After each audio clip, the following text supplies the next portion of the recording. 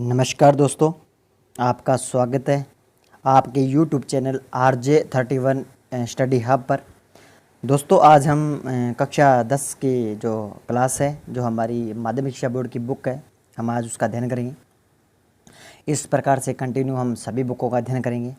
तो सबसे पहले हम बात करते हैं 10वीं क्लास की जो बुक है राजस्थान का अध्ययन, उसकी बात करते हैं। तो स्टार्टिंग में बात करें तो 1949 ईस्वी में, कब 1949 ईस्वी में पूर्व राजस्थान नाम से किसी भौगोलिक इकाई का अस्तित्व नहीं था। ऐसा माना जाता है कि जो 1800 ईस्वी में, कब 1800 ईस्वी में सर्वप्रथम जॉर्ज थॉमस ने राजपुताना शब्द का, तो राजस्थान के लिए 1800 में सबसे पहले जॉर्ज थॉमस ने इस भूभाग के लिए राजपुताना शब्द का प्रयोग किया गया था। उसके बाद 1829 ईस्वी में कौन आई? कर्नल जेम्स टोड की बुक थी। किनकी? कर्नल जेम्स टोड की बुक थी।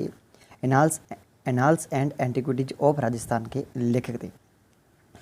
इस पुस्तक में जो राजस्थान का नाम था, उस राजस्थान का नाम जो दिया गया वह नाम दिया राजस्थान, या राजस्थान शब्द का प्रयोग किया गया था। अब क्या हुआ? एकीकरण का समय आया। एकीकरण के समय के बाद, जब स्वतंत्रता के बाद जब हमारे राजस्थान में एकीकरण हुआ, तो जो 30 मार्च को, कब 30 मार्च 1949 को सर्वप्रथम राजस्थान का नाम रखा गया था। उसके बाद हम बात करें तो जो प्राचीन साहित्य और अभिलेखों में वर्तमान राजस्थान के विभिन्न क्षेत्रों में भिन्न नाम से मिलते हैं, क्योंकि हमारा जो कुछ क्षेत्र है उनकी भौगोलिक विशेषता के आधार पर, और कुछ क्षेत्र जहाँ पर बसी जातियों के नाम से जाने जाते हैं। तो सबसे पहले हम बात करें राजस्थान के प्राचीन नामों में, सबसे पहले स्वर पर उल्लेख मिलता है, ऋग्वेद में मिलता है। ऋग्वेद में जो राजस्थान के लिए मरु शब्द का धनव्य, जांगल, मत्स्य, सूरसेन आदि शब्दों का प्रयोग किया गया है। राजस्थान के क्षेत्र के लिए प्रयोग किया गया है। हम बात करें अब जो हमारी राजस्थान का जो प्राचीनतम शब्द है, सबसे पहले बात करें मरु या धनव्य शब्द किसके लिए प्रयोग किया गया है? तो मरु या धनव दोनों का अर्थ एक ही होता है। इसका प्रयोग जोधपुर संभाग के लिए किया गया है। किसके लिए? ये इंपॉर्टेंट है। जोधपुर संभाग से मारवाड़ कहा गया। क्या कहा गया? मारवाड़ कहा गया था। उसके बाद हम जांगल शब्द का प्रयोग किया गया है, और जांगल शब्द का प्रयोग उस क्षेत्र के लिए किया गया जहाँ पर शमी, केर, पिलू, मतलब बीकानेर का जो आसपास का क्षेत्र था उसे जांगल प्रदेश, बीकानेर के राठौड़ थे उनको जांगलू प्रदेश भी कहा जाता है। बीकानेर और नागौर के आसपास का क्षेत्र, ये देखा, बीकानेर और नागौर का जो आसपास का क्षेत्र है उसे जांगल प्रदेश कहा जाता है। हम बात करें मत्स्य और उसका उल्लेख महाभारत में एक राज्य में हुआ है। मत्स्य जिसका उल्लेख महाभारत के एक राज्य के रूप में हुआ है, और जयपुर, अलवर, भरतपुर, कौन से? जयपुर, अलवर और भरतपुर के जो क्षेत्र हैं, यहाँ तक ये विस्तृत क्षेत्र माना गया है।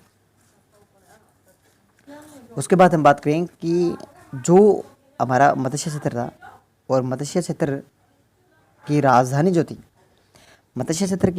जो थी वह थी विराटनगर थी, और विराटनगर भरतपुर, उसके बाद भरतपुर के मथुरा क्षेत्र से सटे हुए क्षेत्र धौलपुर और करौली के अधिकांश भाग को सूरसेन राज्य कहा गया। फिर भरतपुर का मथुरा क्षेत्र के सटे हुए क्षेत्र धौलपुर और करौली का अधिकांश भाग सूरसेन राज्य कहलाया, जो एक प्राचीनतम राज्य था।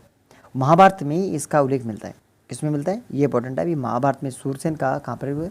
महाभारत में उल्लेख मिलता है। और जो मत्स्य क्षेत्र है उसका उल्लेख कहाँ मिलता है? महाभारत में मिलता है। भौगोलिक विशेषताओं के आधार पर नामित कुछ क्षेत्र निम्नलिखित है, जैसे माही नदी के नाम के आसपास का क्षेत्र, और माही नदी के आसपास का प्रतापगढ़ का भूभाग को कांठला कहते हैं, क्योंकि यह क्षेत्र माही नदी के किनारे कांठ पर स्थित है। कांठे मतलब किनारे पर स्थित है।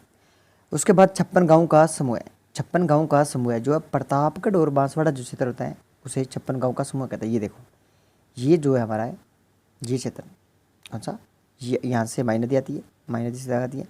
जो प्रतापगढ़ का क्षेत्र है यहाँ पे, इस क्षेत्र को क्या करते हैं? इसको कहते हैं कांठल, इसे कहते हैं कांठल कहते हैं इसे।